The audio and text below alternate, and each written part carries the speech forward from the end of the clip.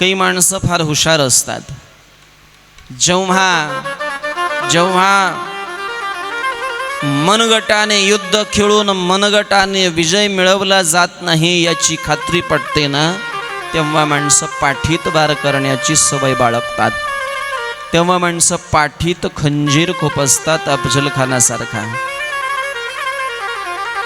माणसाने वाक्य महत्वाचं आहे, लक्षात ठेवण्यासारखं आहे. योगेश महाराज, समोरून वार करणाऱ्या माणसांपासून तुम्हाला कधीच भय नाही बरं का.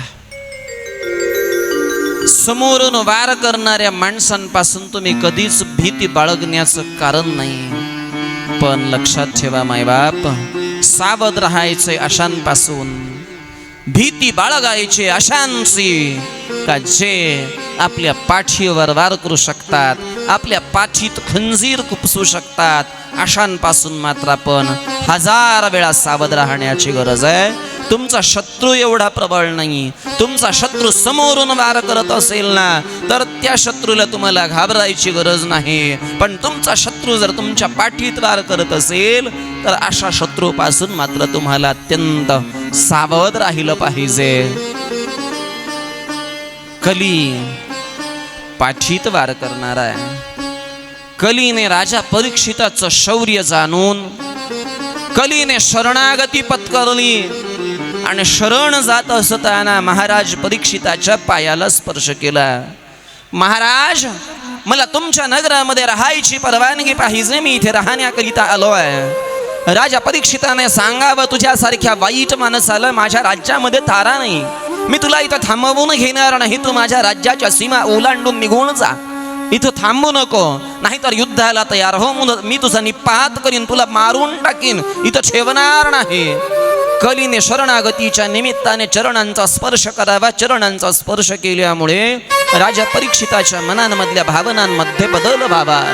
ठीक आहे, मी तुला स्वैर ठेवू देणार नाही, राज्यामध्ये ठेवेन, पण काही ठिकाण तुझ्यासाठी दिली जातील. तुला सगळीकडे थांबता येणार नाही. सांगा महाराज, ठीक आहे, मी काही ठिकाणं तुम्ही देत आहात अशा ठिकाणी राहील. तुम्ही जी ठिकाणं द्याल त्या ठिकाणी मी राहील. सांगा. राजा परीक्षित कलीकरिता काही ठिकाणं सुचवतात. एक ठिकाण जिथे मांस छेदन केल्या जातं, जिथे हत्या केली जाते, जिथे पशूंचे बळी घेतले जातात, तिथे कली आहे. एक क्रमांकाची जागा जिथे मांसाहार विकल्या जातो, जिथे हत्या केल्या जातात, तिथे कली तुला जागा आहे. दुसरी जागा आहे जिथे मद्यप्राशन केलं जातं, मद्य विक्री केले जाते, त्या ठिकाणी तुझी जागा आहे. ठीक आहे महाराज. तिसरं ठिकाण आहे जिथे वेश्यागमन केलं जातं, देह विक्रय केला जातो, त्या ठिकाणी तुझी जागा आहे. ठीक आहे महाराज. चौथी ठिकाण आहे तुझ्यासाठी, चौथी जागा आहे जिथे जुगार खेळला जातो, तिथे तुझं वास्तव्य आहे, त्या ठिकाणी तुला राहायचं आहे. कलीने 4 ठिकाणं ऐकली आणि 4 ठिकाणं ऐकलेल्या कलीने महाराजांना हात जोडले. परीक्षितजी महाराज, आपने 4 जगह मुझको दे दी, 4 ठिकाणं मला दिली, पण 4च्या 4 ठिकाणं खूप खराब दिली हो. 4च्या 4 जागा अत्यंत वाईट दिल्या महाराज, वाईट दिल्या. मांसाहाराची जागा चांगली नाही आहे, मांस विक्रीची जागा चांगली नाही. शहाणे माणसाने कधी तिथे जाऊ नये. मद्यप्राशन करत असलेली जागा, मद्य विक्री ज्या ठिकाणी होते ती जागा अपवित्र आहे. चांगल्या सुज्ञ माणसाने कधी तिथे जाऊ नये. ज्ञानोबा रायतर, माऊली महावैष्णव ज्ञानोबा रायतर त्या जागेचाच निषेध करतात असं नाही, मद्य विक्रीचाच निषेध करतात असं नाही, तर ज्या भांड्यात मद्य पिलं जातं त्या भांड्याचा सुद्धा निषेध करतात. ते भांड सुद्धा कधी पुन्हा आपल्या वापरात असता कामा नये. मद्य विक्रीची जागा वाईट आहे, मद्य विक्री करणारे वाईट आहेत, पण त्यापेक्षा मद्य पिणारा जास्त वाईट आहे. तिसरी जागा वेश्यागमन, देह विक्रय ज्या ठिकाणी केला जातो, शरीर विक्रय ज्या ठिकाणी केला जातो, व्यभिचाराचं ठिकाण हे कलीचं ठिकाण आहे. आणि चौथी जागा आहे जुगाराची. मायबाप, या 4 ठिकाणांचा आश्रय आयुष्यात जी माणसं करतात त्यांचं आयुष्यात कधीच चांगलं होत नाही, कधीच चांगलं होत नाही. अशा 4 लोकांचं ज्यांनी आपल्या जीवनामध्ये आहार तामस आहार स्वीकारलेला आहे. विज्ञान असं आहे, अध्यात्म आणि विज्ञान या दोघांची मैत्री आहे. हातात हात घालून चालणारी ही शास्त्र आहेत, अध्यात्म आणि विज्ञान. अध्यात्म सांगतं अखाद्यम न खादयेत, जे खाण्यासारखं नाहीये ते खाऊ नका. अभक्षम न भक्षयेत, अभक्ष असणारी गोष्ट खाऊ नका. आणि विज्ञान सांगतं ज्या प्राण्यांची शरीराची रचना पाणी पिण्याच्या रचनेवरून, पाणी पिण्याच्या प्रकारावरून दोन प्रकार. काही लोक ओठाने पाणी पितात, काही प्राणी ओठाने पाणी पितात आणि काही प्राणी जिभेने पाणी पितात. तुम्ही जिभेने पाणी पिणारे प्राणी सांगा. कोणते प्राणी आहेत ना जिभेने पाणी पिणारे? डॉग, पुन्हा कॅट, पुन्हा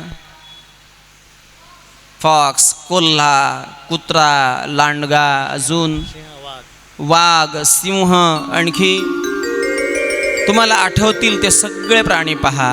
एकदा त्या प्राण्यांच्या शरीराची रचना पहा, त्यांचे दात पहा, त्यांचा आहार पहा. कुत्रा मांसाहार करतो. शरीराची रचना विज्ञानाने, शरीराची रचना निसर्गाने त्याला अनुकूल बनवलेली आहे. कोल्हा मांसाहार करतो, लांडगा मांसाहार करतो, वाघ सिंह मांसाहार करतात. आणि जेव्हा वाघ भरल्या पोटाने असतो ना, जवळून जाणाऱ्या हरणाला सुद्धा तो मारत नाही. अंगावरून उडी मारून हरिण गेलं तरी त्याला तो पकडत नाही. का? पोट भरलेलं आहे. एकदा पोटवर खाल्लं तर त्याला पुन्हा म्हणे 42 दिवस भूक लागत नाही. बरोबर आहे. आणि आपल्या पोटात गेलेलं म्हणजे जी माणसं खातात त्यांच्या पोटातलं 42 दिवस तसंच राहतं म्हणे. ते किती वेळा जाऊन आले आणि पवित्र झाले तरी त्याचा काही उपयोग नाही. सांगायचा भाव असा, विज्ञानसुद्धा जे पाणी ओठाने पितात, हरिण ओठाने पाणी पितं, गाय ओठांनी पाणी पिते, म्हैस ओठांनी पाणी पिते, असे अनेक प्राणी आठवा.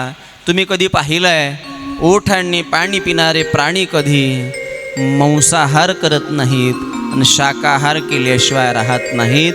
हरणाला कितीही भूक लागली तरी ते गवत सोडून दुसरं काही बाई खात नाही. गाईला कितीही भूक लागली तरी मेलेला उंदीर कधी गाय खात नाही.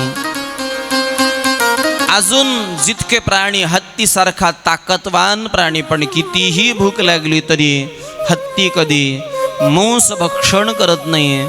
आणि माणूस मात्र, माणसाची रेल्वेच अशी आहे बघा.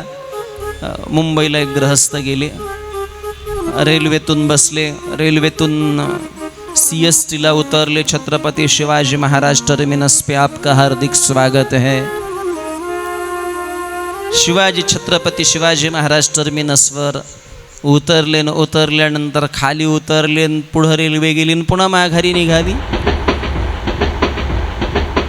रेल्वे जशी माघारी वापस निघाली, शेजारी उभ्या राहिलेल्या व्यक्तीला विचारलं, का हो म्हणे, ही रेल्वे पुढं जाऊन वळून आली का हो? ही रेल्वे पुढं जाऊन वळून आली. त्या माणसाने विचारलं, का हो म्हणे, तुम्ही मुंबईत पहिल्यांदा आले का? अहो म्हणले, माझा प्रश्न काय तुम्ही काय विचारताय? माझा प्रश्न आहे रेल्वे पुढं जाऊन वळून आली का नाही, त्याचं उत्तर देतो म्हणे मी, पण तुम्ही मुंबईला पहिल्यांदा आले का? म्हणे, हा मी मुंबईला पहिल्यांदाच आलो. ते तुम्ही कसं काय ओळखलं? ते येतं म्हणे ओळखता. कसं काय?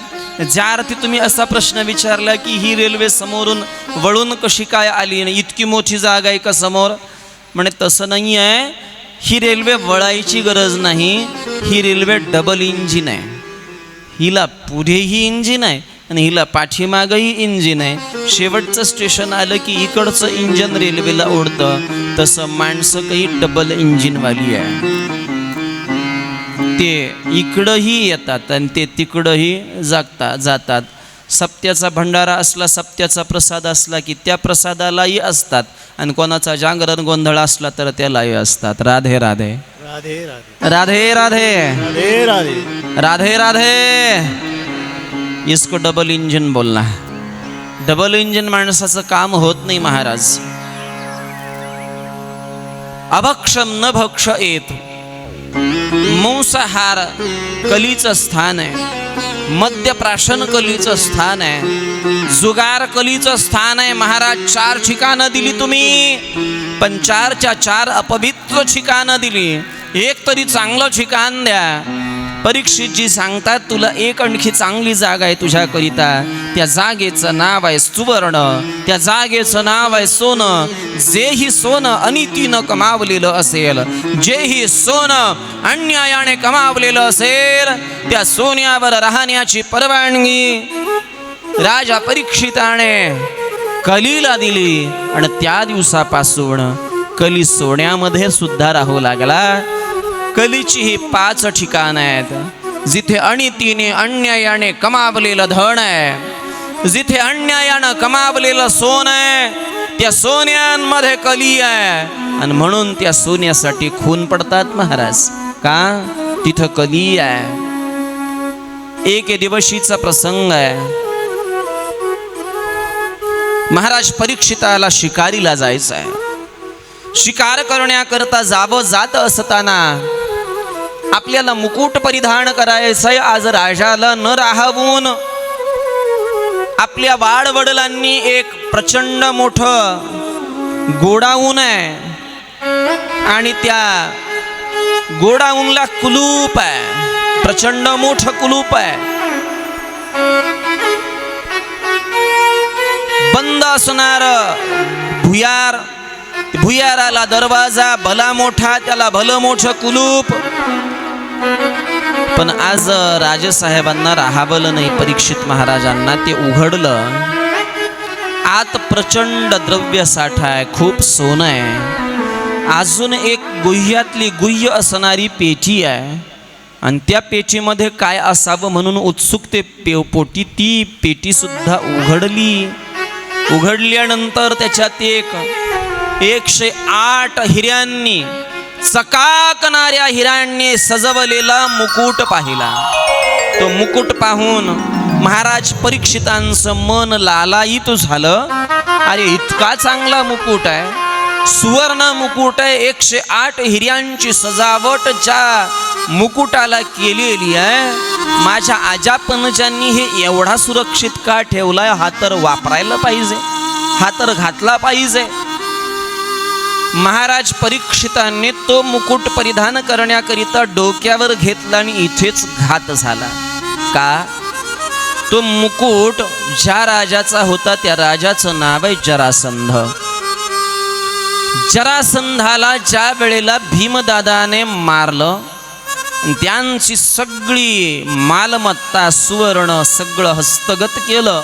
अर्थात ते बलपूर्वक आपल्या पुढच्या पिढीला हे बलपूर्वक मिळवलेलं धन हाताशी लागू नये म्हणून पांडवांनी तो राजमुकुट इतक्या सेफ ठेवला होता. आवाहन असेल श्रीमद भागवत कथेचं, इस व्यास गद्दी का आवाहन है, अपने बच्चों को संपदा बहुत देना.